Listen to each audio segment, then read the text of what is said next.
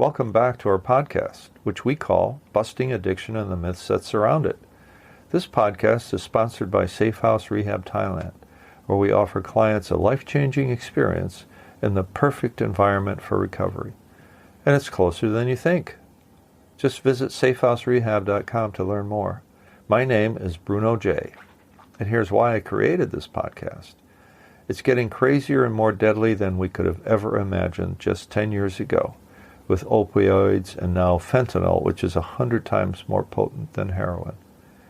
A while ago, I noticed that there was no podcast dedicated solely to talking to that one super important group without whom many addicts would never make it in. And I realized then that I had the ammo to blow up some of these myths so that nothing but the truth survived. So if you love an addict or alcoholic and you feel like your loved one is sucking the oxygen out of your life, then this podcast is for you. If your loved one is driving you crazy and stealing your money, your peace of mind and your sanity, this podcast is for you.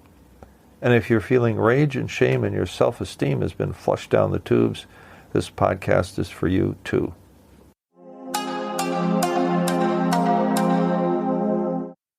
For today's episode number 5, I'm going to interview a fantastic young man, Tony, who has one heck of a story to tell about his own journey to getting clean and sober. You will find the story of his personal adventures before and after very instructive and illuminating from this perspective. If you're a family member, a mom, a wife, husband, brother, son, any person close to the addict or alcoholic still using or drinking or both, then pay attention to the effect that Tony's active using had on his family, and pay attention to what they tried that didn't work. Pay attention to what it took to turn his life around and what he does today to stay clean and sober.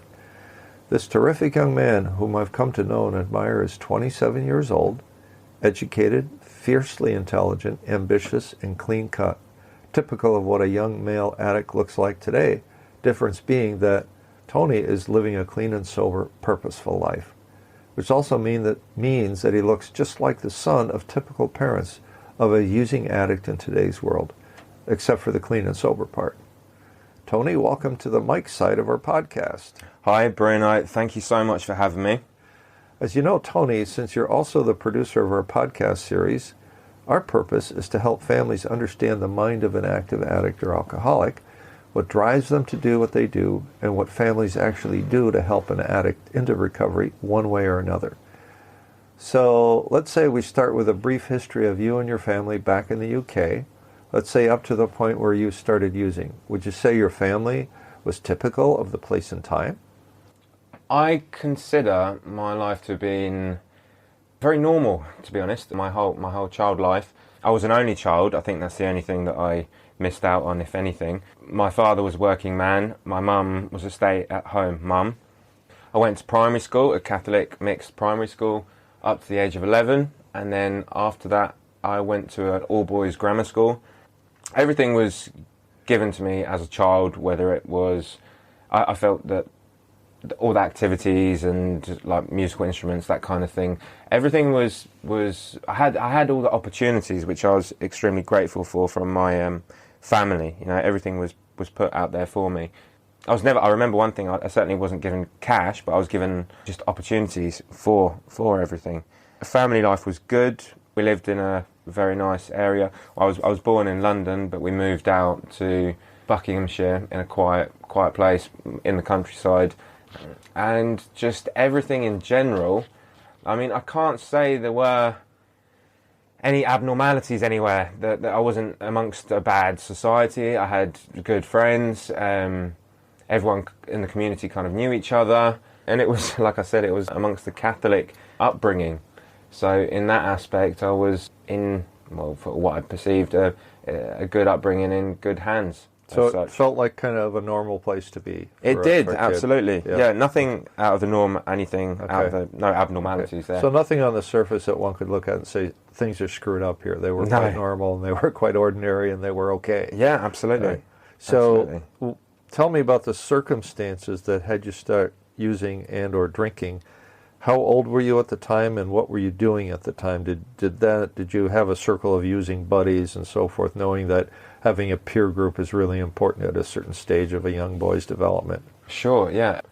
I think, first things first, I think in secondary school, towards the end of 16, possibly 17, cigarettes came onto the scene, and shortly after the cigarettes, alcohol and cannabis. It was just available. It was available, it wasn't considered to be out of the norm. I think it was just older, we were told or learnt about it from the older kids at school. Whereas alcohol, again, it was just a very common, normal thing to do at the age of 16, 17. Did you hang out with like other guys that smoked pot and drank booze, or was there like a circle or a group of people that somebody might say, well, this is the wrong crowd, or was it kind of in the middle and everybody did it kind of thing? There was one or two of my friends in my friendship group. We had quite a big circle of friends, I think about 20 odd that we were, and a smaller group there which were closer, of about 6 or 7, which I consider my best friends. I think one of them was slightly more into it, so I guess it's fair to say that there was one person amongst my friendship group.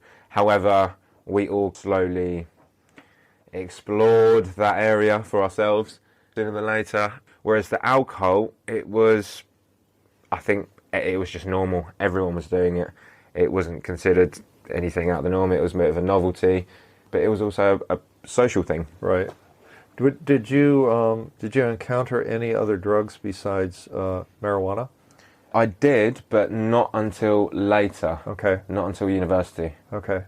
So that's where you kind of started in what we would call high school, right? Sure. Yeah. Okay. And then talk about the progression of your addiction.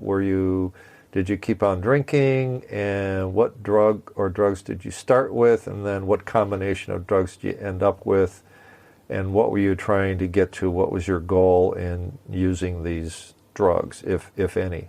Sure. So with alcohol, it was introduced probably about 16, 17. That continued, I think, as far as I remember, fairly fluently up to the age of, well, since I stopped drinking. How much did you drink? It occurs to me to ask. Like, let's say you're 16 or 17 years old, and is it like you drink a couple beers a day, or were you pounding the booze, or how much were you drinking at that point? Let's say 16, 17, you had ready access to alcohol, I take it, and you're kind of what we would call a junior or senior in high school. Yeah. Right? Third or fourth year, something like that. So back then, we were aware of beer. However, I think because alcohol was completely fairly new to us, we were more into what was called, I think they're called like Alco Pops, whether it be a Smirnoff Ice or a Bacardi Breezer, that kind of thing. Okay. We weren't quite into the beer just yet. Okay. The beer had a specific taste. At the weekend on a Friday or a Saturday, I think when we were 16, 17, most of us had part-time jobs or weekend jobs, and it started to become the norm to meet after. We were still drinking at homes or out in the parks or in the common or wherever, girls and this and that, just as a social kind of thing. So very, well, you could say not too early, but a kind of like a fairly reasonable age, we started with, like soda pops, then possibly mixers, and then only, I think, closer towards 18 on the beer, when we were allowed to legally go to the pub. That became a very... Oh, what was the legal drinking age? 18. Oh, it was. Okay. So you can go into a pub at 18, on your 18th birthday, and order a pint, or as many as you wanted, right? Mm-hmm. Oh, that's dangerous. Oh, yeah. So what happened when you turned 18? Did you start doing that? Let's not say daily routine, but it was part of our weekend, absolutely. Okay. Every weekend would certainly be a boozer. Did you, when you say boozer, did you all get smashing drunk together? We certainly did. Not every time, but there'll be occasions where we would do. Absolutely. Okay. All right. Okay. And it was a fun thing to do. All right. So take me then forward to your college days and the progression of your addiction, and what kinds of drugs you ended up with. Did you stay with booze or alcohol and marijuana? Did you go into other drugs? Just take me through that progression part of it. Sure. So the alcohol became absolutely normal. The choice of alcohol, well, it varied depending on what we were doing. Cannabis, it was it was something that was introduced 16, 17. That certainly was introduced to my whole friendship group, and there was Well, originally there was just one person, and then suddenly there were 4 or 5 people smoking it. I certainly took a liking to it and ended up smoking it every single day for a period of maybe 2-3 years. I even got obsessed with it to the point that I started growing it, and it escalated, put it that way. But then, what else? You asked me what else. Cocaine began to fall into the scene. Other things were lingering around, like mushrooms. There was something called MK, which is like methadone and ketamine mixed together. But that was a bit later on at university. There was just pure ketamine as well at university. Other people around, there were poppers, there were NOS balloons, which is like from the creamers, from whipping cream, which was just more of a... Again, these are all considered social party drugs as such. Ways to get high. Yeah, okay. Yeah. And it was, I mean, with all the drugs I've just mentioned, it wasn't frequent use other than the cannabis. Everything else was kind of at an occasion here and there. Oh, sorry, I forgot to mention pills, ecstasy, but that was more at music events or festivals. There was a time and place for it that was kind of socially acceptable as such, and it was used, and it was never really abused as such as the way in the scary way in which the alcohol was. What about the coke for you? Coke, thoroughly enjoyed it, and with the cocaine, it was okay. It started off by experimenting with it, seeing what it's all about, and then very quickly came to the own assumption of absolutely love this thing. I want more of that. However, it wasn't I need it the next morning. I want it tomorrow. I want it the next day. Okay. There was a time and place for it, whether it be at the weekend. If over a few drinks, this is something that's quite important actually, is that I cannot recall one time having cocaine without having alcohol, or consuming alcohol. And with the cocaine, it was we tended to have poker night, group of friends, lads, at someone's house over drinks and things like that. Very rarely did we go out using it. It was kind of behind closed doors, and it was considered okay and not too harmful. Yeah. With the alcohol, there was a clear progression though. I mean, it escalated through the end of secondary school. Then in university, it became, now looking back at it, I mean, it became excessive, far excessive. And by excessive for myself, I mean, I was comfortably drinking a bottle of vodka every single evening. Okay. And a bottle is like a 750 litre? Yeah. And that was... Again, it wouldn't... Or like a quart. Yeah, but I mean, I still functioned. I was still a functioning alcoholic. I'd get up in the morning. So every night a bottle of vodka? Or like, when would it start? When would you start the bottle? I would be up at 6:30 in the morning. I'd walk to university, I'd have breakfast somewhere, I'd do my lectures throughout the day, I'd come back, I'd then use the gym, hit 5-6 o'clock, finish the gym and finish everything else, all my work or whatnot. So cooking for dinner, drinking would begin. Absolutely, religiously, every single day. And it wouldn't be, I'm drinking to get drunk, it's, I'll be drinking because I enjoyed it. Perhaps a bit heavy over time, measures-wise anyway, to get that first kind of initial kick. But Did you drink or smoke dope or do any drugs during the day when you were going to school? Yeah, with dope, I mean, I'd be high when I go to school. Sometimes we'd not go to school, claim that we're ill, and sixth form, and would just drive to the beach. At that point, it was joint after joint after joint. There wouldn't be a time where there wouldn't be a joint there in the car. So you're high going to school, and then you drink 750 litre of vodka when you got home at night. Yeah, I mean, but we were quite sensible. I mean, this is I'm talking about secondary school. So in secondary school, despite us driving, we'd never, in my friendship group, I mean, there's been 1 or 2 occasions, but we'd never really drink or drive.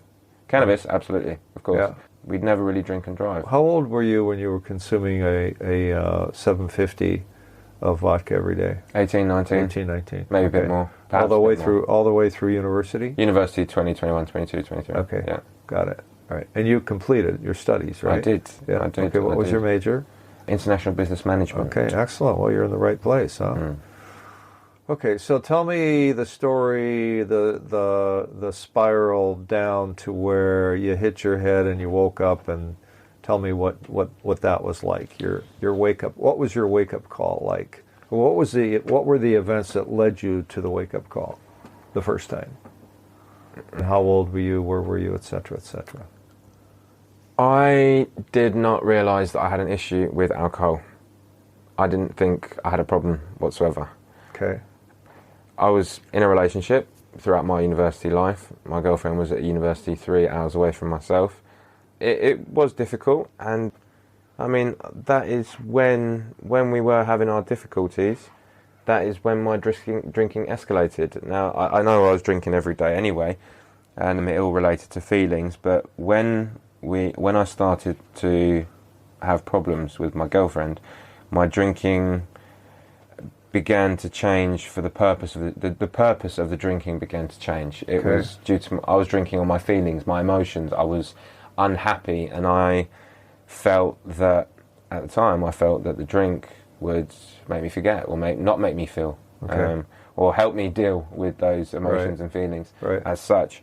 When you say you had difficulties with your girlfriend, what was the nature of the difficulty? Distance was part of it, commitment, jealousy, insecurity issues, perhaps both on her part, both my part. Right. Was she worried about you? Yeah, not so much worried, it was more jealousy and things like that, and it was new groups of people, new social circles at that sort of age. So you weren't living together, you were separated? No, we were just 3 hours away from each other. All right. Well, that's hard in and of itself. Yeah, it was difficult, but then I made the effort every weekend to go see her. But no, it was difficult, and then there was cheating, not good on anybody. Was she using drugs or drinking as well? She was, yeah. She was drinking, and she was smoking cannabis as well. So tell me about that spiral downward and what happened to wake you up the first time. What was going on at that time, and how old were you at this point? Towards the end of my relationship, our problems just got too much, and then I turned to drink. I certainly turned to drink, but I stopped everything. I had heartache, or my heart was broken. My heart was broken, and I was drinking on my emotions now. I turned away all my friends. I turned away my family. I was in a grieving process as such. I just wanted to be left alone, and that was my process of, grieving, I guess. Depression, perhaps. Yes, absolutely. But then I was drinking, my drinking changed.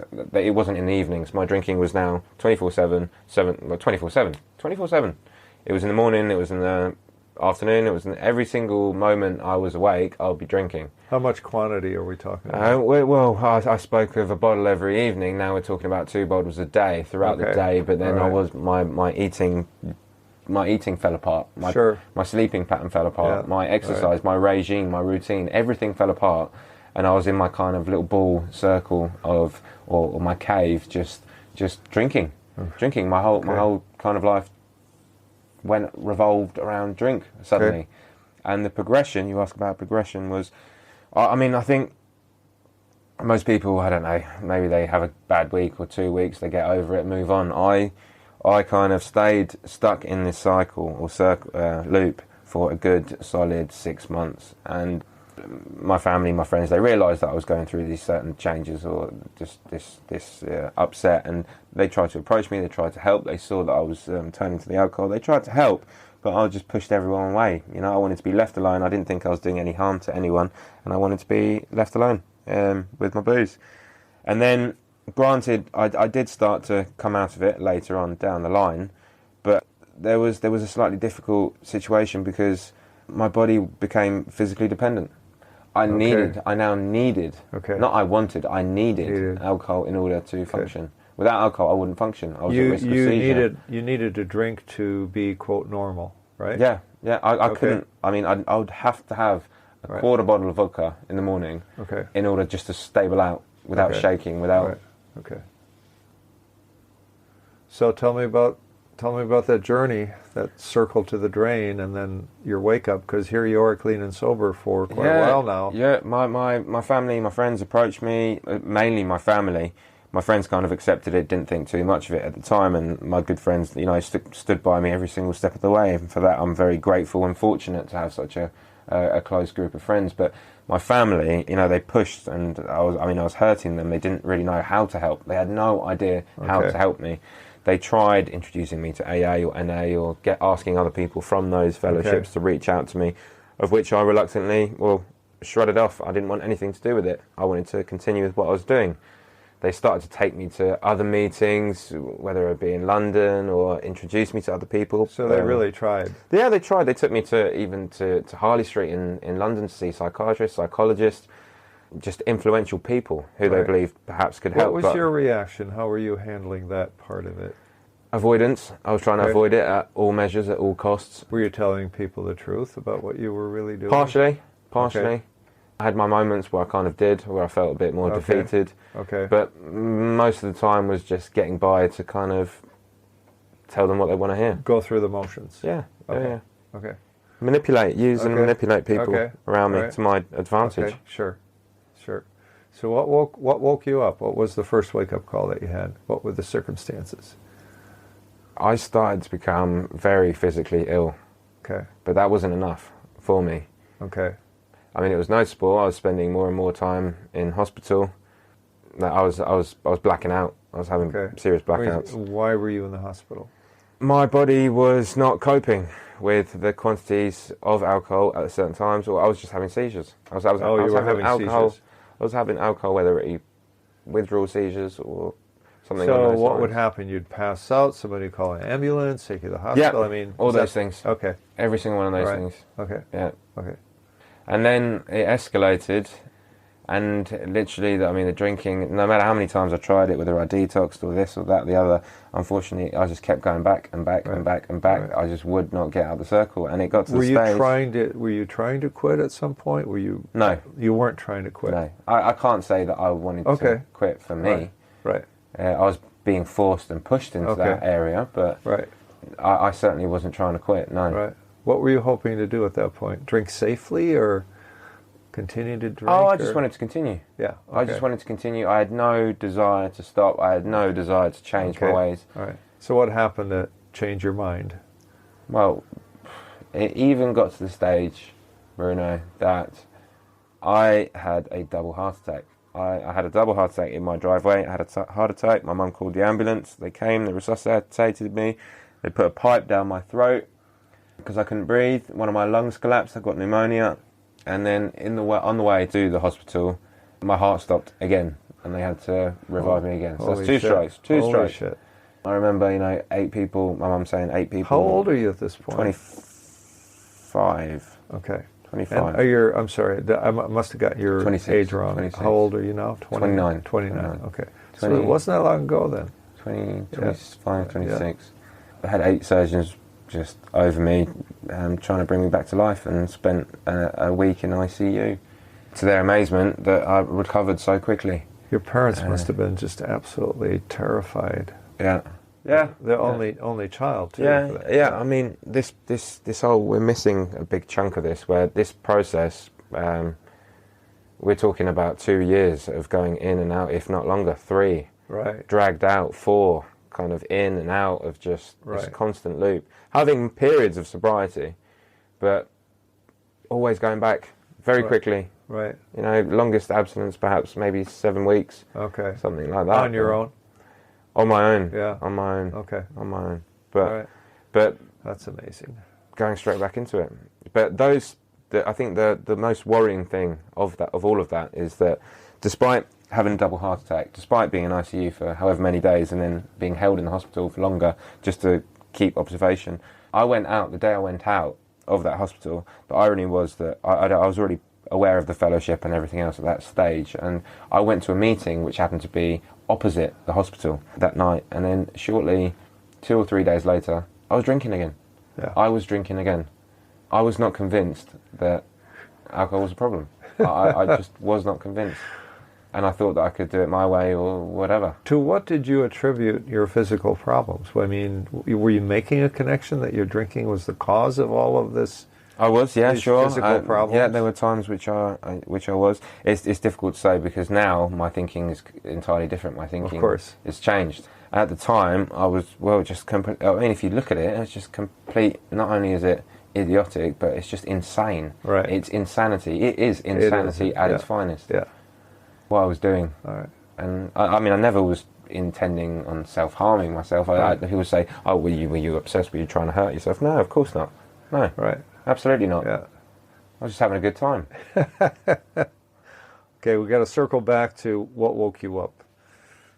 What woke me up? What hit? Oh, I went into one treatment centre. I went into another treatment centre. I went into another treatment centre.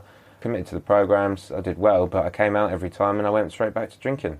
Right Whether away. it's celebrating my Whatever. I just went back into the cycle. Okay. Non-stop.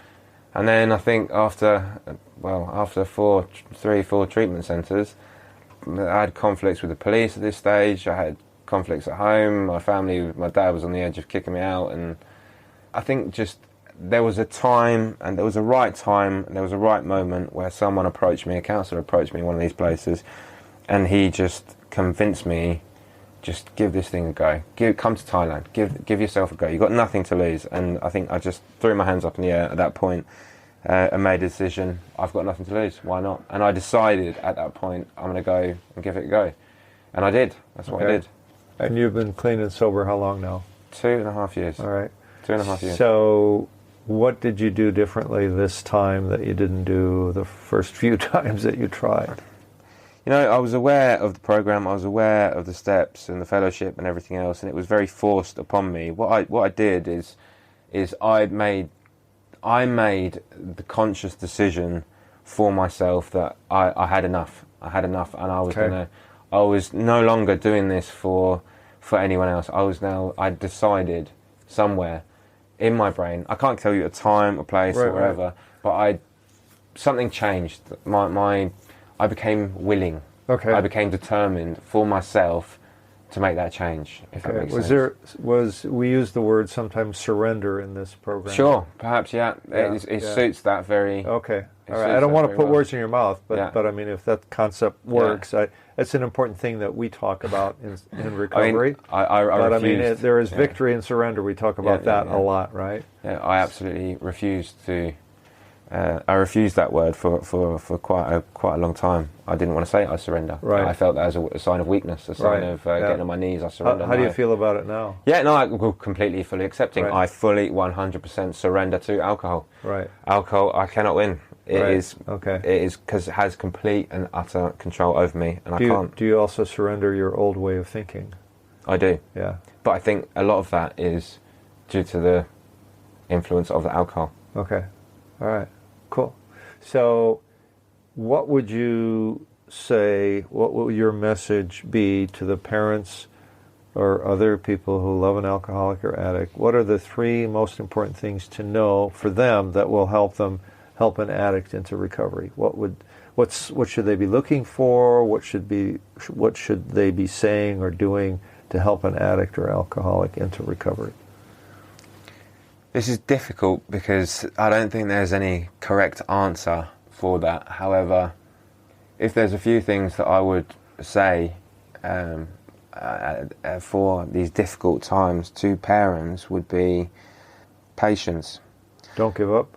Don't give up, absolutely. Don't give up, and be patient and believe in them. I mean, as parents, you always believe in your kids and you never give up on them, right? They can really push every single boundary there is to push. So, patience, I guess. The other thing is timing. Well, that's how it was for me. I strongly think that you can't make that decision for them. You can always push and encourage people into that kind of direction. I would always suggest try to introduce them to people perhaps from the fellowship or someone who's in recovery or someone who understands or can be on the same sort of level. Because if they can't talk to someone who gets them, then I think it's difficult to. May I ask you this then? Had it not been for your parents trying to help you, like into treatment or to talk to different people or to introduce you to meetings or whatever, were they a critical part of your turnaround in your life? Had I not had my parents there, my parents' love, my parents' kindness and just determination to help me, and granted so, my dad gave up. My dad had given up, which I found out later, why he was treating me the way he was treating me, but my mum never gave up. But without my mum, I would 100% surely be very close to death now, if not dead. Okay. Were your parents making any judgments as to a moral failing as opposed to, they understand the disease concept as opposed to the sort of conventional or middle-class Christian British or American way of it, of addiction or alcoholism being a moral failing, that you were a bad person? Do they understand the concept of disease, or was it your mother understood this better than your dad? Or I think what's your perspective on that? I think I put my parents through a roller coaster of emotions. Okay. Just a complete roller coaster of different ones, whether it's depression, whether it's anger, whether it's acceptance, whether a form of disease. Do I have a disease, or is he just sick? Is he unwell? Confusion mostly, right?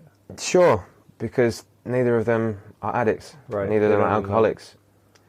So they were baffled that their son, who they brought up in a certain way, in a good upbringing, had a good upbringing. Yeah. There's no darkness there's so much darkness in my life. You know, I was very fortunate young man as a child as well. But so they found it extremely difficult. They tried to understand, but they couldn't quite fully understand what the hell was going on. What was really going on.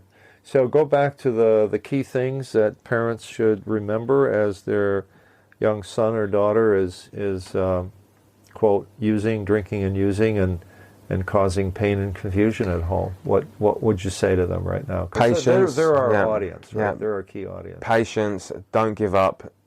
Try to take it lightly. Try to take it with the behaviour of what's happening. It's not your fault. It absolutely is not your fault. Take it with a pinch of salt, but try to guide them or push them in the right direction, which I'm sure you will do anyway, but try to get them in touch with someone else who can speak to them on the same sort of level. Right. Don't interfere too much. Right. Do that by pushing them towards someone who understands them, who can even suggest to them that they have a problem, that they may need some help or anything like that. Okay. And would you also say that not to judge them too harshly? Is that fair? It is fair, but it's also unfair. So it's a difficult one to answer, but right. because of the things that we do, right? Yeah, they're unforgivable. Sure. Yeah, they're absolutely unforgivable. That's true. I withdraw the question. Yeah. All right, Tony, this is a great interview. Thank you again. If you want to close with what you do now for SafeHouse Rehab Thailand, just a couple of minutes on what your role is here and what you enjoy doing and how this has helped you helping others. Sure. So, I mean, I strongly believe in recovery. I strongly felt as myself as a unteachable, unchangeable sort of addict. I thought that I didn't see a way out for myself. I thought I was completely, that was it. I mean, I never wanted to cause myself any harm, but I didn't see a way out of addiction. I didn't think that I could be helped. I've seen a way out. I've learned a new way to live, a way that we all deserve to live, happiness, joy, and just to enjoy the whole quality of life. You know, there's so much out there and that I wish to experience, that I want from life, and not only do I think that I deserve it for myself, do I want it, but I think every single person deserves that. So wanting to help other people to not only live free from addiction and just the grasp and the vice of addiction itself, but to be able to enjoy life to the full, to learn how to live and enjoy life to its fullest is something I want. You know, I wish for everyone. I wish for everyone. I don't want them to be back there. Like I understand that place. I understand so many different kind of areas of it, and if there's anything that I can do to help someone or guide someone on that journey from the darkness to the light as such, or whatever, or at least put them in the right direction, to give them a bit of hope or faith to see that light, I decided that I wanted to help and get more involved in this hands-on. Okay. That's what I really want to help with. I really do. Because it's not game over. It's not... Yeah. It's GG. an ongoing process, Yeah. right? It's an ongoing process, but it is possible. It's very possible. So I'm here at SafeHouse. I'm with the admissions team. I'm the person that answers the phone. I'll speak to you. I'm happy to speak to you about my experiences. I feel that I've got a lot to give to people over the phone, whether it be just a conversation, tell you about SafeHouse, what the program here has to offer, what we can give you, how we can help you, etc., etc. I'm also decided to, I've been asked to, I decided to be a bit more hands-on, so when people do come here, you see me, I'm always around 24/7 for support. and I also do other things behind closed doors on the computers here and there, but I'm here, and I'm here to help. Well, maybe we can bring you back to talk more about SafeHouse Rehab Thailand in another episode. So I want to thank you again for joining us today, and we'll go to our outro. Well, it's been a pleasure speaking with you, Bruno, and yeah, I'm sure we'll speak again. Great. Thanks so much. Thank you. The Busting Addiction and the Myths That Surround It podcast is brought to you by the caring professionals at SafeHouse Rehab Thailand, who offer clients a life-changing experience in the perfect environment for recovery. Just ask us any question, we mean any question, at info@safehouserehab.com, and we may use it on the air with your permission, of course, or visit us at safehouserehab.com. We want to help you make an informed decision for yourself and your loved one at this very important time in your family's life.